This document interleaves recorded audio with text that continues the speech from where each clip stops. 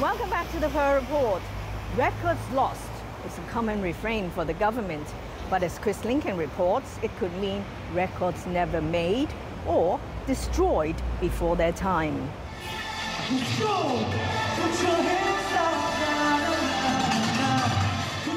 The Director of Audit criticized the government this spring for the way it runs the Mega Events Fund. It's been going since 2009, doling out money to groups, staging events big enough to draw tourists to Hong Kong. The fund comes under the Commerce and Economic Development Bureau and is administered by the Tourism Commission. Audit found, after 4 years and $97 million,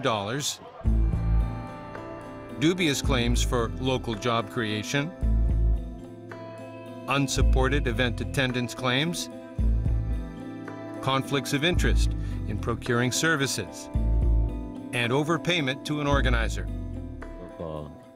LegCo's Public Accounts Committee followed up and found organizers didn't have proper records of how they spent public money.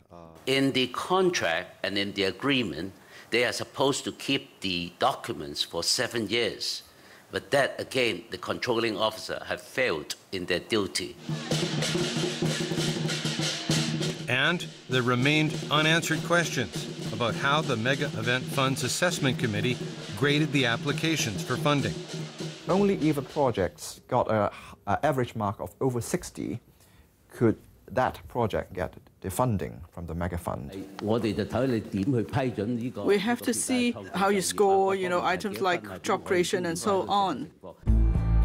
On individual marking sheets, assessment committee members awarded grades for things like economic benefits and the scale of the event. The government, though, said the detailed marking sheets were not kept. We have records of the scores given by each member to the events, but we wouldn't keep the records for the sub-scores given to each criterion for each event.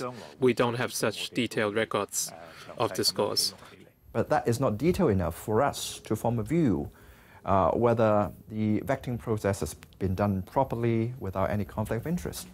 Would you consider retaining the records of these scores for a specific period before deleting them? The MEF has its own time constraints, and according to the government's internal guidelines, there are stipulations on the period of archive for government records. There are guidelines what type of information we have to archive permanently, and we would only destroy certain information after a certain period of time if it's deemed not worthy of archiving.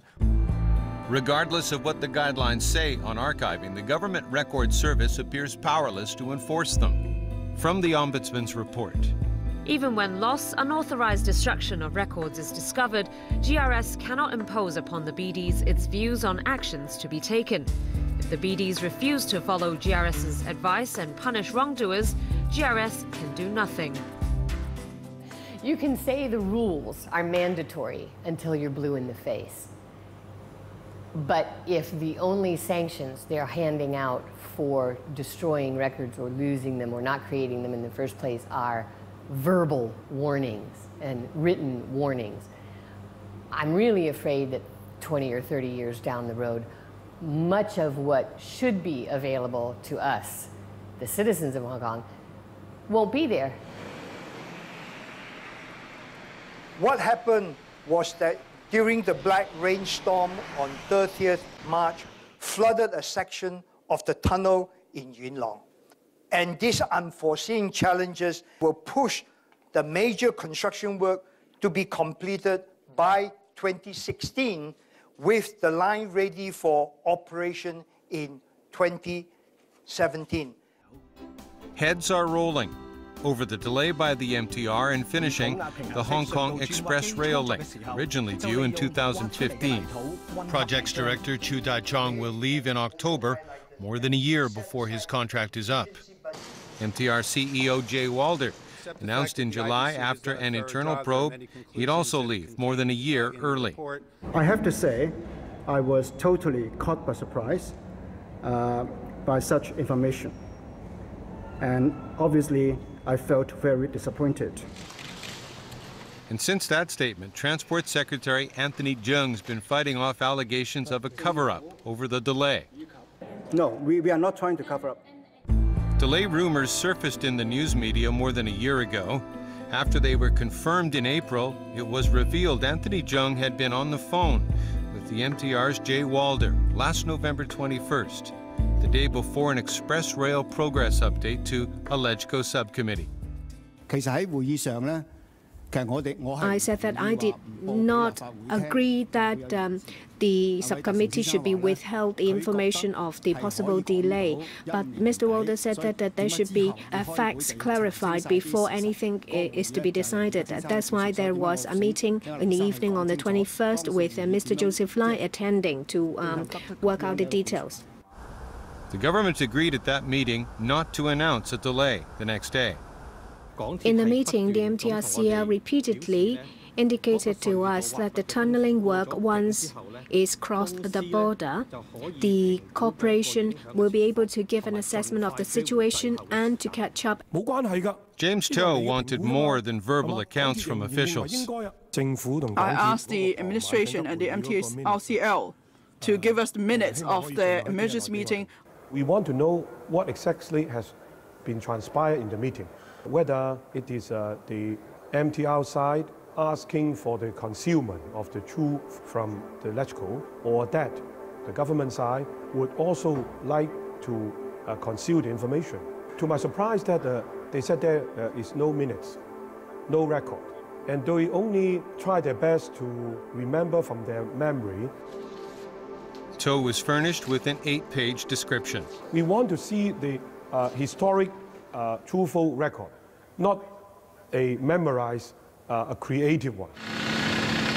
In a jurisdiction where there is proper archives law, there are due processes for handling this kind of thing. For one thing, you would never have someone from a government or quasi-governmental institution looking you in the eye and saying, we didn't make any records.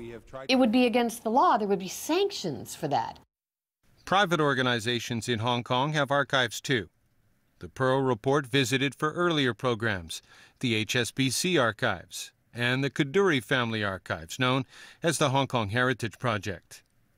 We wanted to interview for this program 2 more companies that have recently created archives, the law firm Deakins and Swire Hong Kong. Neither, though, would talk to us about why they thought it was important to organize their records and how researchers might benefit from using their archives. Of course, I don't know what their real reason is, but in a way, I'm not surprised. Now, if you seem to be pushing for an archives law, and the government, is against it, then you are against the government. You are siding with those rebel rousers. Experts say some of the most important information collected in Hong Kong is destroyed in the name of privacy before the public has a chance to see it. It's the raw data we get from a population census. And in the U.S., it's available after 100 years. And it is really rich. Births, marriages, deaths, gender issues, disease issues. You can mine that data over and over and over again. Government told us academic researchers can apply to see census data, but only after the names and addresses of respondents are first removed. There is no provision for the general public to see that data at any point.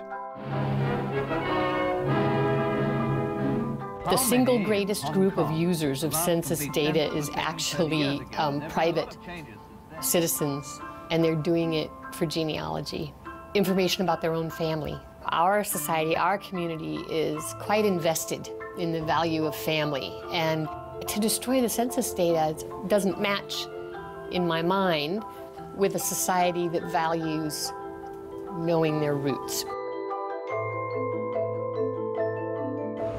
Well, thank you for watching our show. It will be re-aired on Tuesday and Saturday, as well as on tvb.com. Until next time, from the Pearl Report team, good night, good luck, and good health.